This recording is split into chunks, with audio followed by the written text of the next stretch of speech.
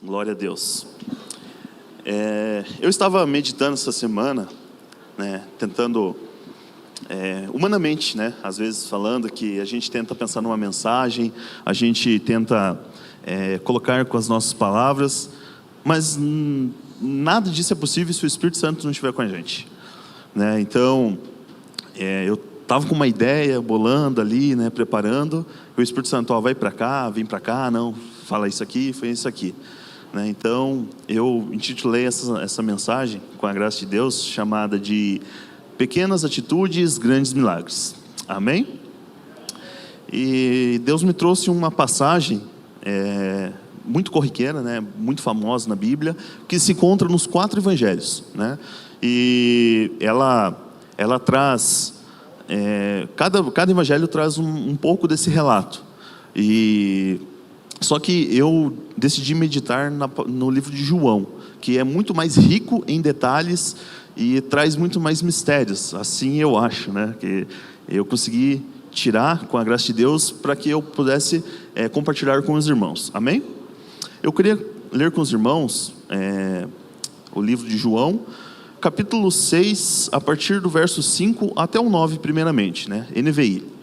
Diz assim: levantando os olhos e vendo uma grande multidão que se aproximava, Jesus disse a Filipe: onde compraremos pão para esse povo comer? Fez essa pergunta apenas para pô-lo à prova, pois já tinha em mente o que ia fazer.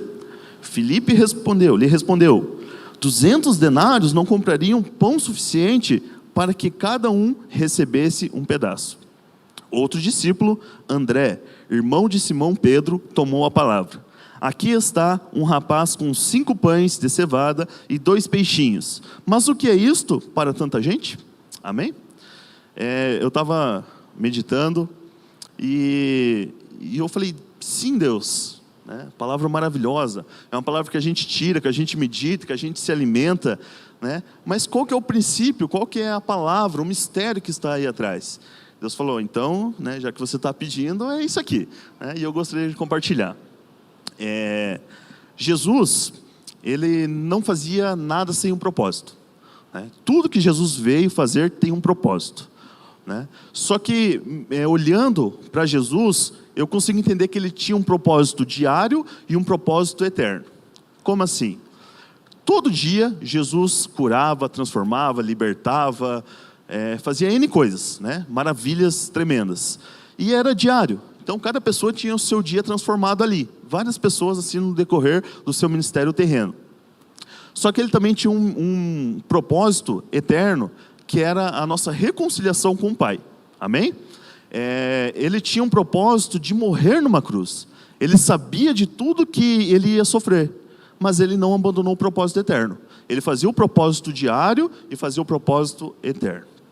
Amém? Aí, meditando, eu me questionava assim, sempre me questionei, né? Por que Jesus levava sempre o povo para o deserto? Por que ele não falava isso na cidade onde o povo já estava ali? Aí eu consegui entender. Existia duas questões. Que, primeiro, Jesus, ele não podia quebrar o propósito dele antes. E toda vez que Jesus se mostrava, muita gente, né, se levantava contra ele. Falava, não é bem assim.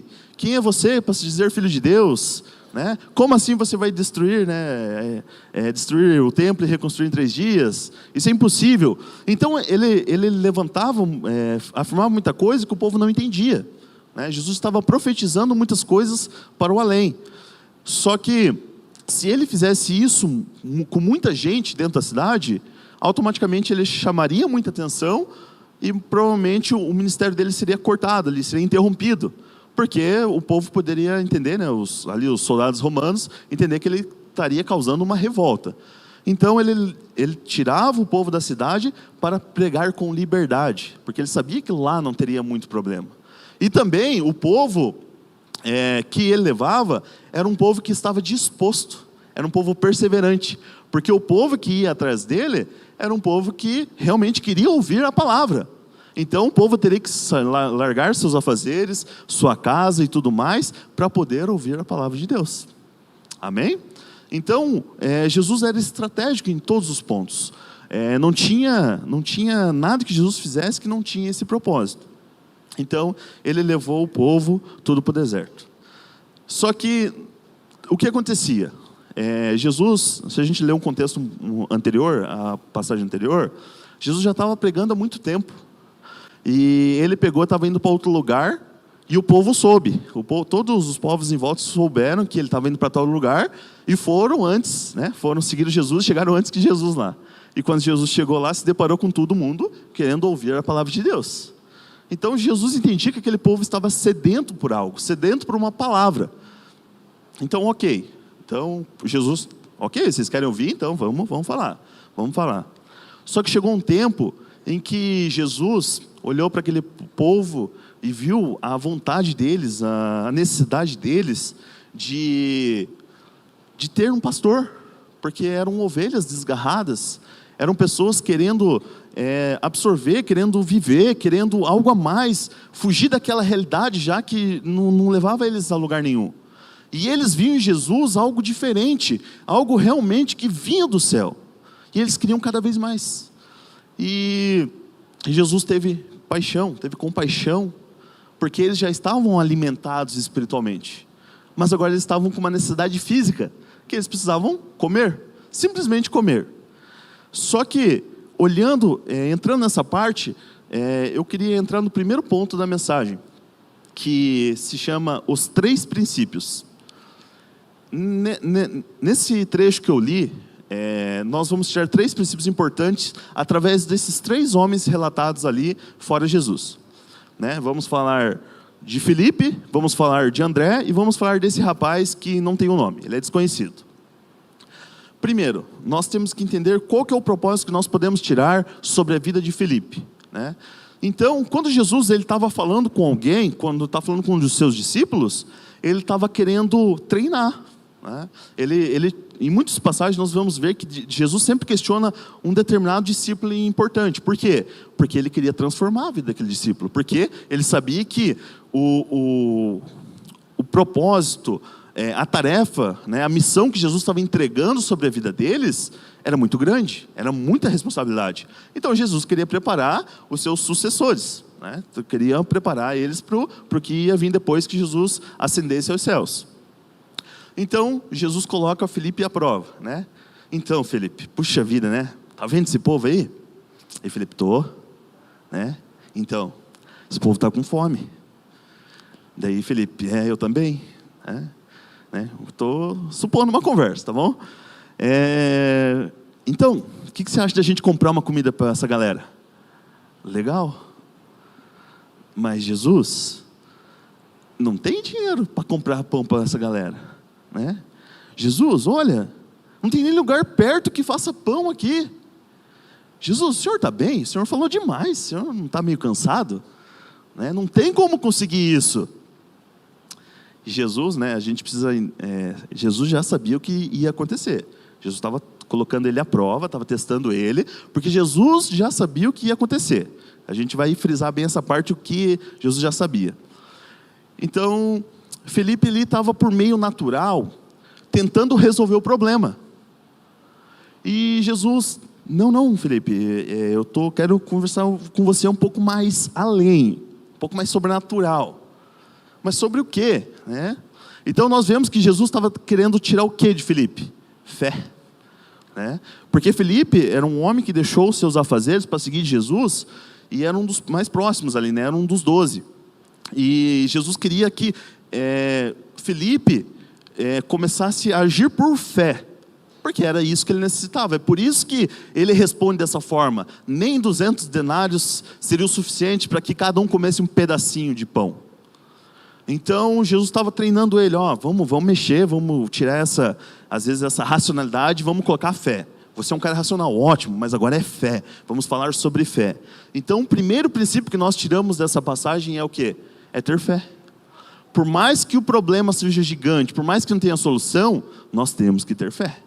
A fé é a base de qualquer cristão. Não existe um cristão sem fé. Se a pessoa falar, eu tenho pouca fé. Não. Pouca fé não. Nós temos que ter um começo de fé. Nunca fale, tenho pouca fé. Não, a minha fé está aumentando. Eu estou praticando. E é isso que Jesus queria de Felipe. Então vamos lá, cara, vamos lá. Vamos pegar essa pequena coisa que você tem aí e vamos exercitar ela. Então o primeiro princípio que eu queria deixar para os irmãos é fé. Todo e qualquer problema, toda e qualquer coisa que vier, irmão, é fé. Sempre esteja com fé. Esteja preparado para tudo que Deus vier trazer até você, até nós, tenha fé. Seja uma coisa ruim, seja uma coisa boa. Não importa, né? A base da nossa vida é fé. Amém?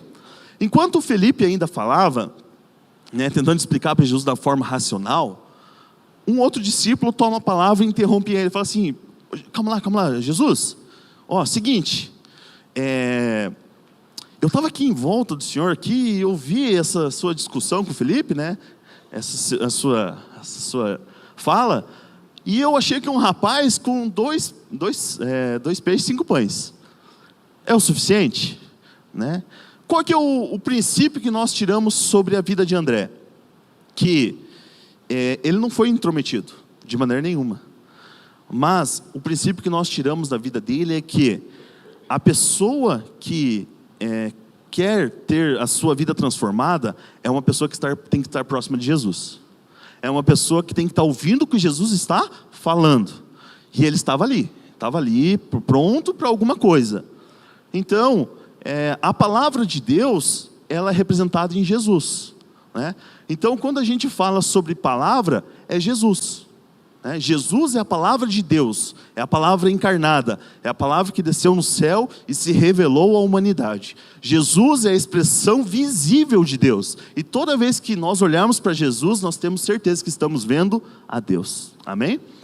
Então, o princípio que nós tiramos de André é o quê? Eu tenho que estar próximo, eu tenho que estar ali junto com as pessoas que estão falando de Jesus, eu tenho que estar prestando atenção no que Jesus está falando, eu tenho que estar atento à palavra, porque assim as coisas mudam.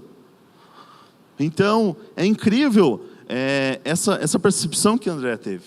É louvável. Por quê? Porque ele estava ali, próximo. E é assim que nós devemos estar com Jesus todo dia, né? Estar próximo de Jesus. E como que nós estamos próximos de Jesus? Lendo a palavra. Porque é isso aqui que nós temos, irmãos, né? Isso aqui é Jesus purinho, tá? Jesus fala através de todas as coisas, através da palavra de Deus. Amém? E nós temos o terceiro princípio. Então, o primeiro princípio, fé. Segundo princípio, palavra de Deus. Terceiro princípio, chamado o rapaz. A palavra de Deus não fala quem é, simplesmente um rapaz que apareceu com 3 pães e 2 peixes. Mas aí eu me peguei pensando eu sempre me questionei, toda a minha vida de crente, de cristão, eu sempre me questionava, mas como que alguém me aparece com 2 peixes e 5 pães?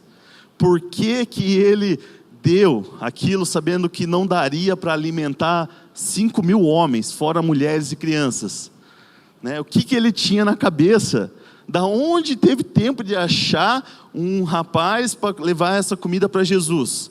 Eu comecei a questionar, mas como foi tão rápido? Assim, Jesus questionando Felipe, depois André já aparece com o rapaz ali, com os pães, não dá tempo. André não sabia o que estava acontecendo, ele não saiu falando com as pessoas, você tem comida? Você tem comida? Você tem pão? Você tem peixe? Não. E eu orando a Deus e pedindo, né? E Deus falou assim, é porque esse rapaz, ele já tinha ido até Jesus. Tá bom, mas por quê? Porque é o seguinte, chegou um momento em que o povo teve fome. E esse rapaz teve fome. E esse alimento era para uma pessoa só. Ou seja, só para ele. Então ele ia ali em algum momento sentir fome, ele ia comer e beleza. Mas então, o que levou? Ele sabia que Jesus ia fazer? Não. Então por que ele foi lá e entregou? Porque eu creio, eu pensando, eu testificando, que o Espírito Santo testificou em mim, é o seguinte, que da mesma forma que este rapaz sentiu fome, ele olhou para Jesus e falou, puxa vida, esse homem está falando há horas. Se eu estou com fome, imagine ele de pé falando, ele deve estar com muita mais fome que eu. E o que ele fala é tão bom, eu não quero que isso pare, eu quero que essas palavras continuem, porque essa palavra me alegra, essa palavra me leva adiante, essa palavra é maravilhosa, é Deus puro, eu quero que ele continue. Se ele se ele matar a fome dele, ele vai ter mais tempo para falar. Então esse rapaz pegou e falou: eu vou doar a Jesus, eu vou dar a comida para ele. E foi, no meu pensamento, eu creio que ele chegou e falou assim: eu vou levar para Jesus. É por isso que Jesus já sabia que ia acontecer. Porque Jesus, nós lemos através das Escrituras, que ele sabia os pensamentos das pessoas, ele sabia da intenção. Então, naquele momento em que o rapaz foi entregar, ele já sabia. Então, ele já arquitetou todo o milagre. Então, aquele rapaz, ele falou assim: eu quero doar a Jesus.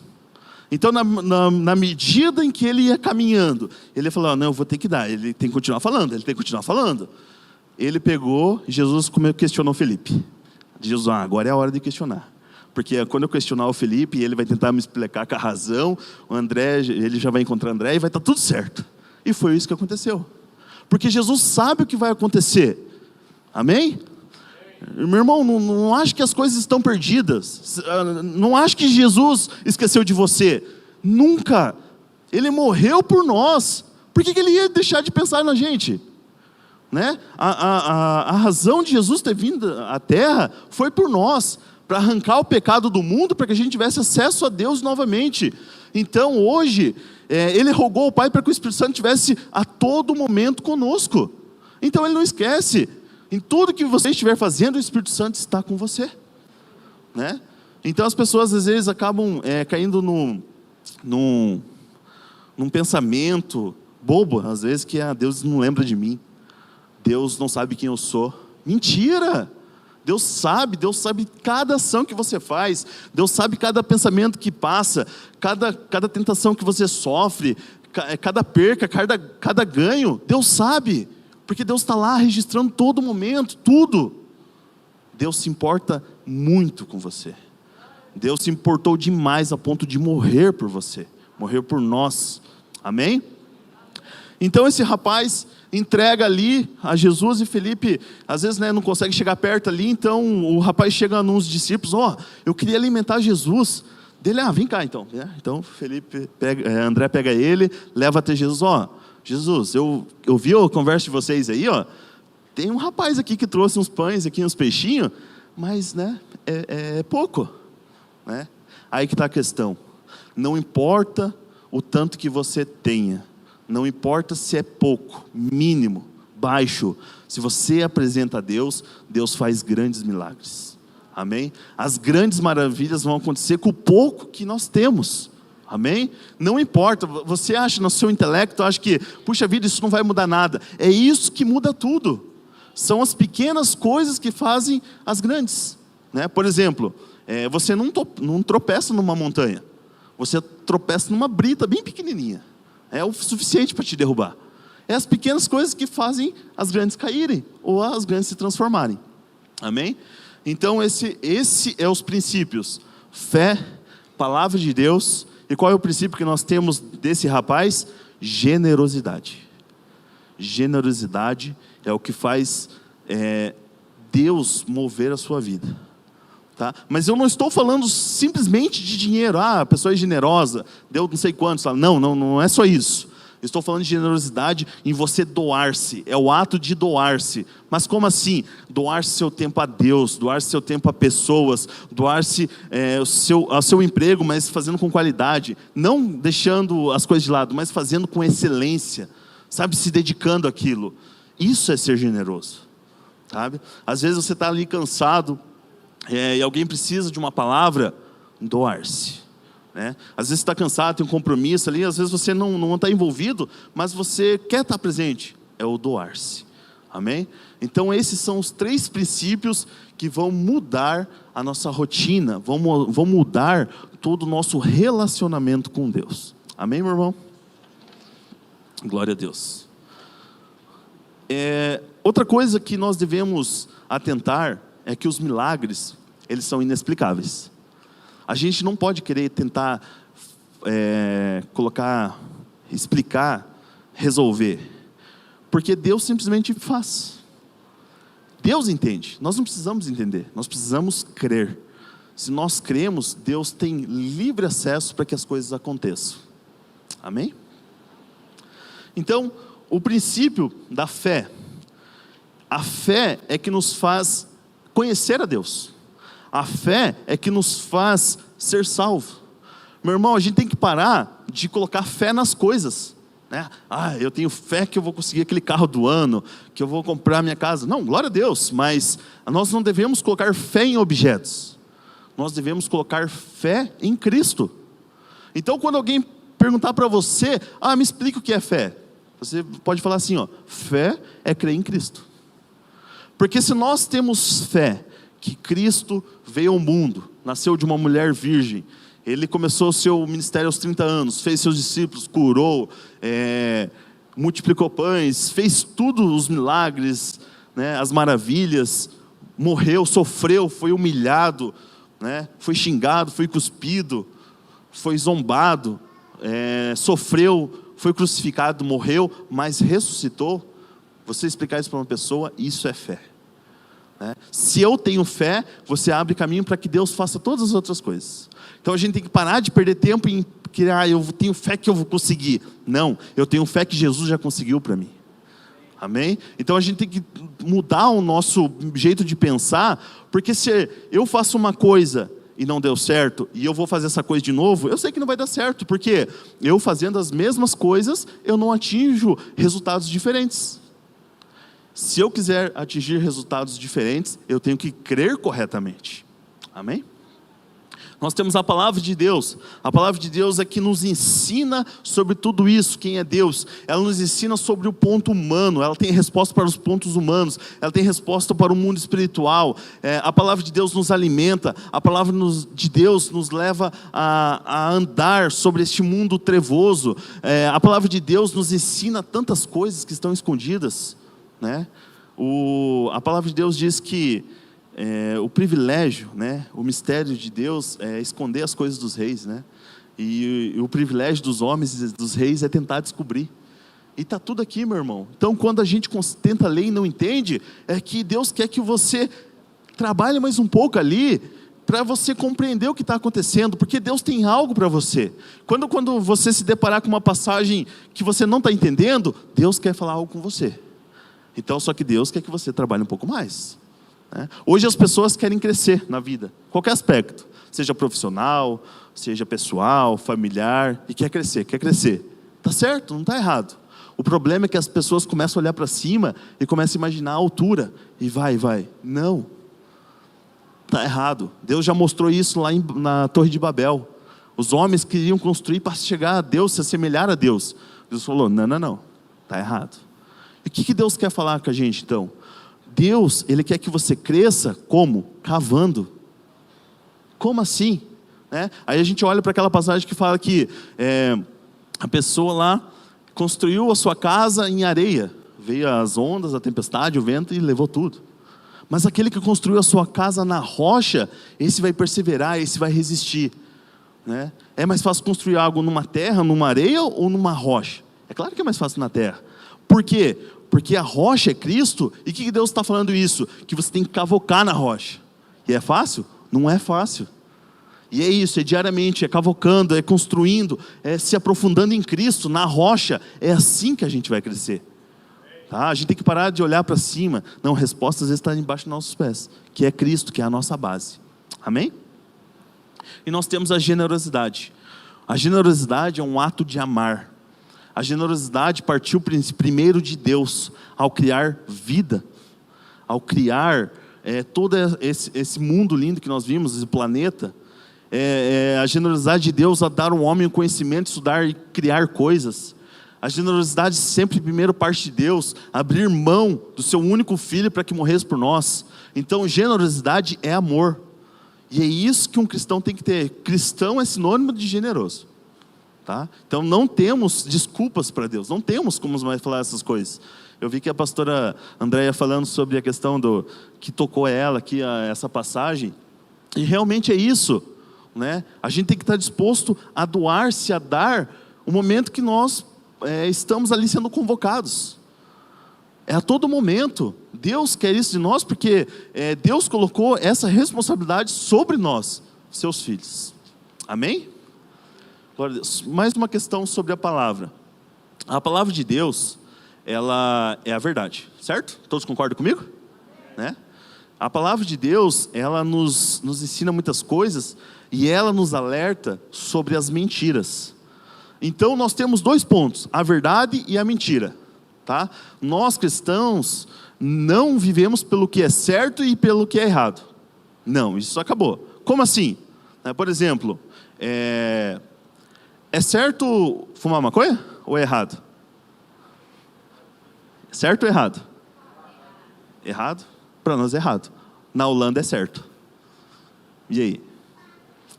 Qualquer ponto que você pegar, para alguém vai ser certo e para outro vai ser errado. Então nós não vivemos pelo que é certo e errado. Nós vivemos por aquilo que é verdade. Como assim? A Bíblia diz que nada deve dominar sobre a gente. Nada. Se eu coloco uma planta que me domina e me deixa viciado, eu estou sendo dominado. Então isso é mentira. Então o cristão só tem 2 possibilidades. Verdade ou mentira. Não é certo e errado. Se eu estou em um dilema, o que eu devo fazer? Eu devo olhar para as Escrituras. Se a Escritura diz que você pode fazer, é verdade. Ou caso contrário, é mentira.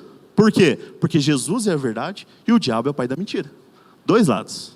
Simplesmente 2 lados. Por que eu digo isso? Porque a verdade, a mentira, é uma verdade mascarada. É uma verdade incoerente. É uma verdade que ela tem respingos de verdade, mas a grande maioria é mentira. Então nós temos que conhecer a palavra, por quê? Se eu não conheço a palavra, logo posso ser enganado. Se eu não conheço a palavra, não posso andar em fé. Se eu não conheço a palavra, não posso declarar mudanças. Se eu não conheço a palavra, não posso trazer a existência. E se eu não conheço a palavra, não posso gerar vida. Então, se eu não conheço a palavra, eu estou vivendo uma mentira. Para ser liberto de tudo isso, eu preciso conhecer a palavra. Aí Deus diz, tá vendo que você quer um emprego? Amém? Mas você não vê saída? A palavra de Deus que diz que existe. Você pode declarar portas onde não existem. Você declara, você cria coisas onde você menos espera. Você dá isso a Deus. Então você libera uma palavra. Se você conhece a palavra, você tem que declarar a palavra. Tá? A gente às vezes é ensinado a orar baixinho, às vezes é orar em pensamento. Em alguns casos a gente pode fazer isso, mas a palavra ela tem que ser falada, audível, igual eu estou falando aos irmãos. Ela tem que ser falada. Se você quer um emprego, você tem que chegar e falar para todo mundo ouvir. Num contexto assim, você está no seu quarto e fala assim, pai, eu quero um emprego. Não ora para você, ora falando, dando matéria para o Espírito Santo fazer a coisa acontecer. Então, a pequena palavra vai gerar a grande maravilha, o grande milagre na sua vida. É falando. Então, todo dia, se você lá está com uma dor, declara, eu não tenho mais essa dor. Jesus levou essa dor, eu não posso ter essa dor. Está no vermelho? Não, eu não posso estar no vermelho. Jesus morreu, Ele se fez pobre para que eu fosse rico. Então, se eu conheço a palavra, eu declaro vida, eu declaro abundância, eu declaro N coisas, mas nós temos que mergulhar, cavar cada vez mais. Amém? A fé, a palavra e a generosidade são instrumentos que levam a todos a avançar sobre a terra. Entender isso vai mudar seu relacionamento com Deus e com as pessoas todo dia. São essas pequenas atitudes que fazem surgir os grandes milagres. Amém? Eu gostaria que o irmão lá, o Wellington, colocasse o vídeo falando sobre essa questão, sobre pequenas coisas que fazem as grandes moverem.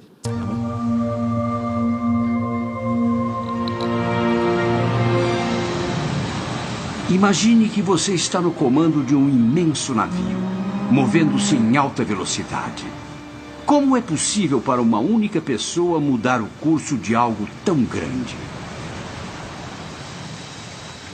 Para mudar o curso do navio, o capitão gira a roda do leme na cabine de comando. Isso aciona o leme em si, que fica submerso, movendo assim o navio. Mas o leme de alguns transatlânticos pode ser tão grande quanto um prédio de 10 andares. Assim sendo, o que move o leme? Um outro leme minúsculo anexo ao leme grande chamado Trim Tab.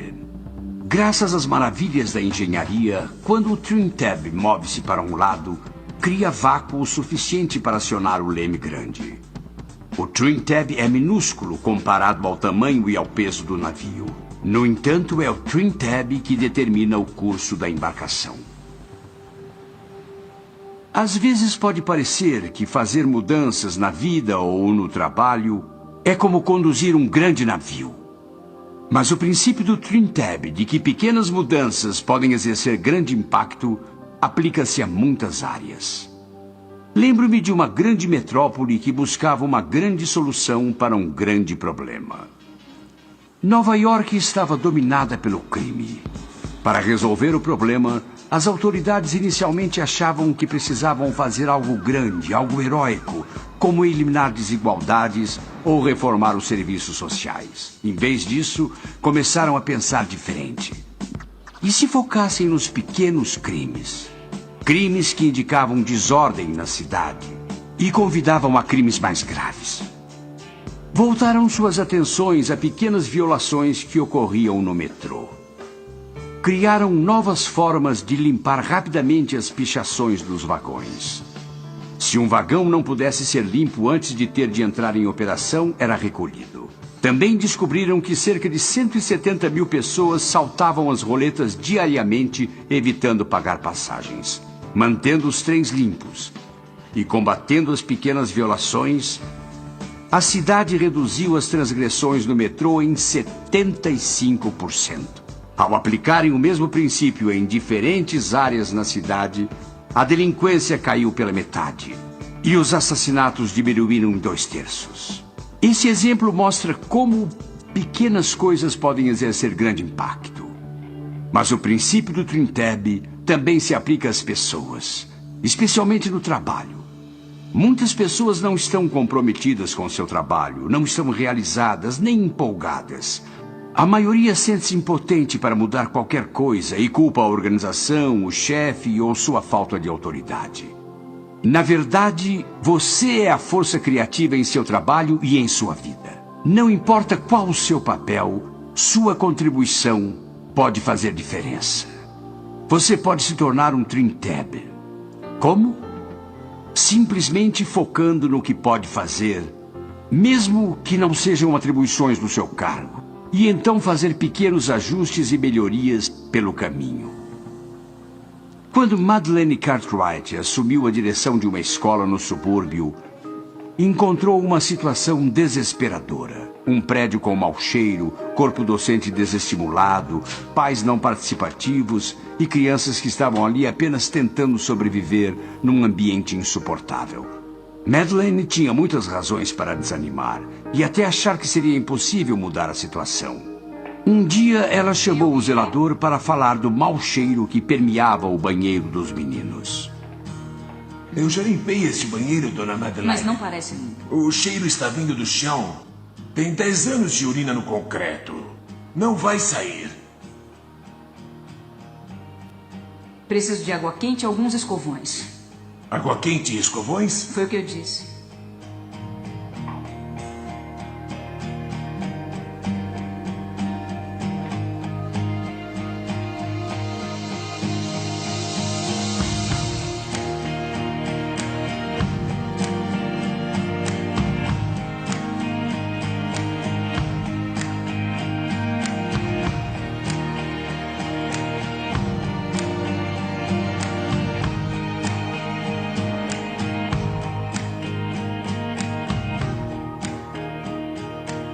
Então, o que acha?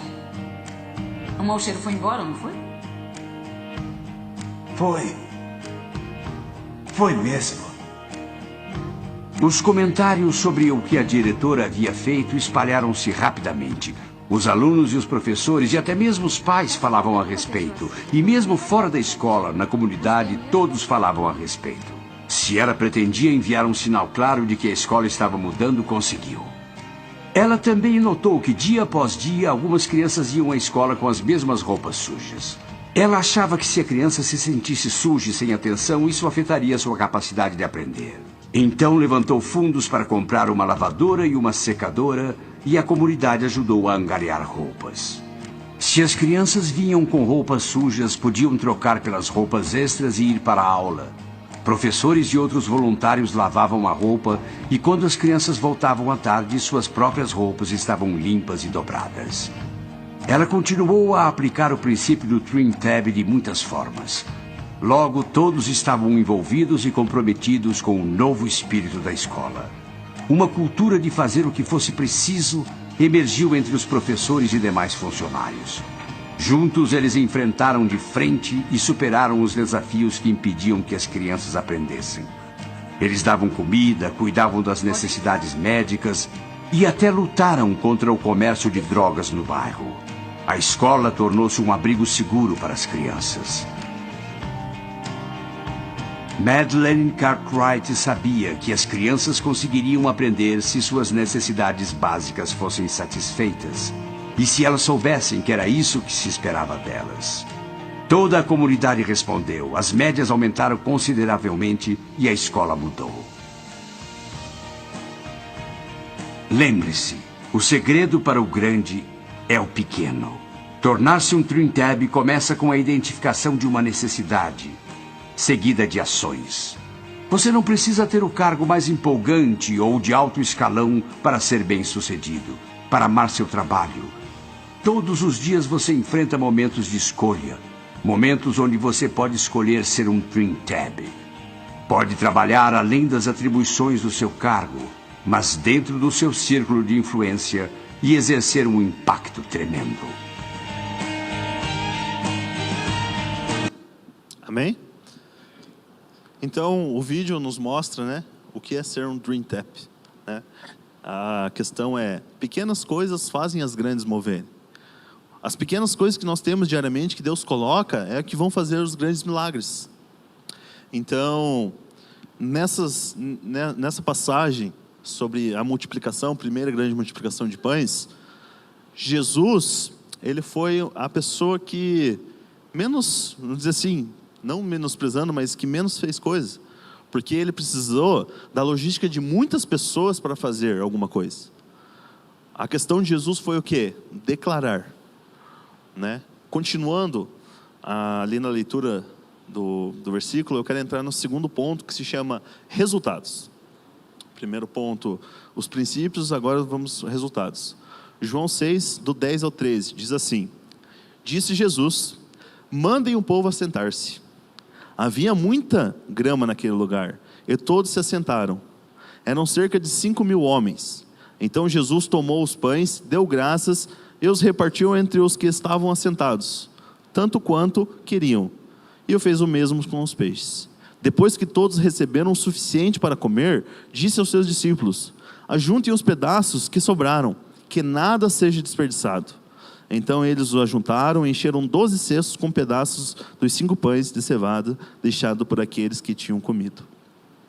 Então, qual foi a participação de Jesus? Foi dar graças a Deus pela disposição das pessoas trabalhando nesse milagre. Então, alguém chegou com algo pequeno, que era para uma pessoa, e foi uma maravilha gigante, que alimentou 5.000 homens, mais mulheres e crianças. Todos ficaram satisfeitos, todos comeram o que precisavam, e sobrou. Então, vendo dessa perspectiva, o resultado que nós tiramos disso tudo é o quê? Que as pessoas estavam ali, mas elas tiveram três atitudes que Deus espera que nós, como seus filhos, tenhamos, que são o quê? Confiança, obediência e paciência. Então, são esses resultados que são gerados naquela vida das pessoas que estão provando, dia após dia, da palavra de Deus, do seu mover, de tudo que Deus está preparando. Então, se eu provo de Deus, e Deus testifica e mostra suas maravilhas, eu começo a descansar em Deus, porque eu sei que nada vai faltar, né? Deus, Ele cuida, Ele transforma um pouco que eu tenho em muito, e muito mais. Ele abençoa cada vez mais pessoas, nos tornando a ponto de ser o quê? Generosos. Então, essa palavra que Deus nos está trazendo é o quê? Nós devemos crer. O povo estava com fome, e Deus falou, separa o povo ali entre 50, um grupo de 50, um grupo de 100. Imagine separar a logística que não é. Jesus já tinha levado o pessoal para um lugar onde tinha muita grama, onde o pessoal podia se assentar e não se sujar. Então Jesus tinha todo o cuidado, Jesus sabia o que ele estava fazendo. Então o pessoal foi obediente, o pessoal foi paciente e o pessoal confiou. Por quê? Quando Jesus pegou, todo mundo estava organizado, Jesus, Pai, obrigado, deu graças e partiu e começou a maravilha. Então é isso que Deus espera que a gente tenha como resultado dessas 3 princípios, de fé, da palavra e da generosidade. Deus espera que a gente seja obediente, Deus espera que a gente seja paciente e que nós tenhamos confiança em tudo que Ele vai fazer. Então esse é o resultado que a gente pode tirar de tudo isso que Deus está falando conosco. Porém, tem uma outra parte ali que eu vejo como um ato profético. Eu vejo como algo que vai além. Então Deus está falando ao seu povo constantemente através da vida das pessoas.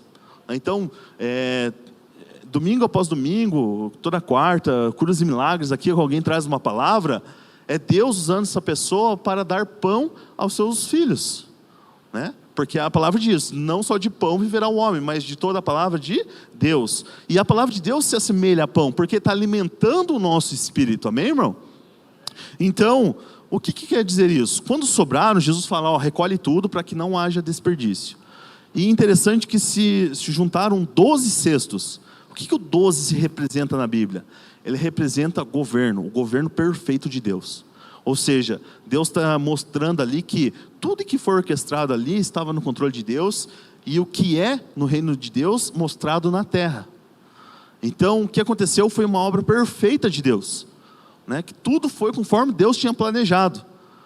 E eu vejo assim as palavras de Jesus, recolha para que não seja desperdiçado. O que eu vejo Jesus falando é o quê? Quando aconteceu o arrebatamento, quando Jesus vier buscar a sua noiva, toda palavra, todo pão que é lançado através da vida dos homens de Deus, vai ser recolhido.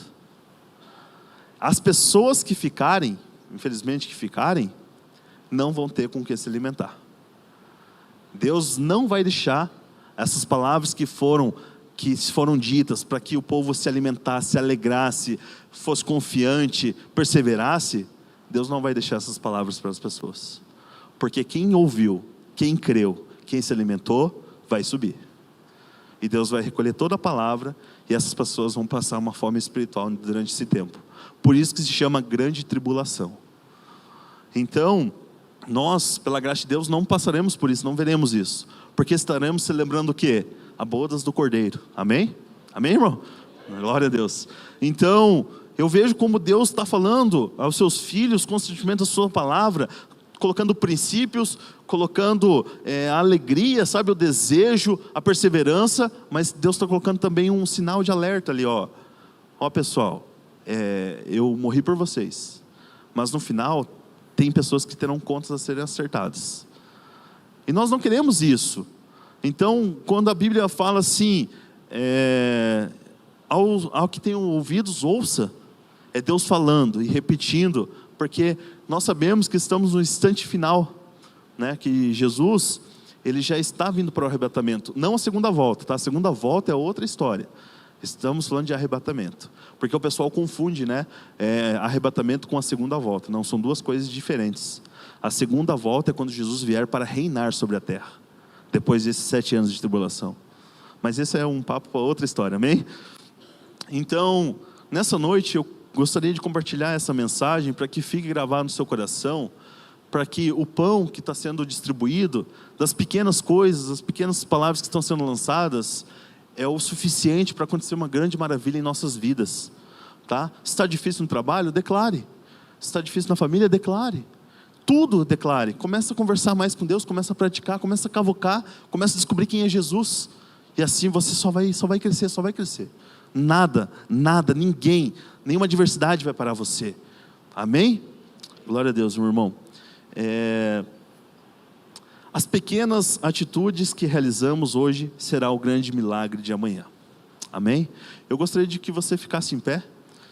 Vamos agradecer a Deus por este momento, por esta palavra, por esta revelação. Vamos agradecer porque nós estamos dando ouvidos, estamos nos alimentando, que isso é bom para nós, amém? Compartilhe cada ensinamento que você tem aprendido aqui, abençoe cada vez mais as pessoas que não estão aqui, amém? Isso é importantíssimo, não é brincadeira, é algo sério. Mas a pessoa que se envolve com Cristo, ela descobre uma nova vida, ela descobre um novo modo de viver, uma nova alegria, porque nele está todas as coisas. Amém? Feche seus olhos, vamos orar e agradecer a Deus. Pai Celestial, em nome do Senhor Jesus, nós te agradecemos por este momento. Pai, nós somos gratos porque o Senhor nos dá a palavra. Pai, através de pequenas coisas o Senhor faz os grandes milagres. Pai, obrigado, Senhor, porque o Senhor confiou a nós grandes coisas. Que nós possamos honrar, Pai, cada vez mais, te honrar, Pai, nesta terra. Que nós possamos nos esforçar, Pai, cavar um pouco mais, Senhor, na rocha que é o Senhor Jesus. Que possamos, Pai, ainda, Pai, ser dignos cada vez mais, Pai, para levar a sua palavra. Pai, nós sabemos que o Senhor está vindo buscar a sua noiva. A sua palavra diz isso, é verdade, Senhor. Nós não podemos mascarar isso porque está escrito e assim é, assim vai ser. Então nós queremos te agradecer, Pai, te louvar. Pai, nós queremos, Pai, de todas as formas poder te honrar, Senhor. Nós queremos, Pai, como igreja, te louvar mais uma vez. Meu irmão, minha irmã, continue abençoados. Amém?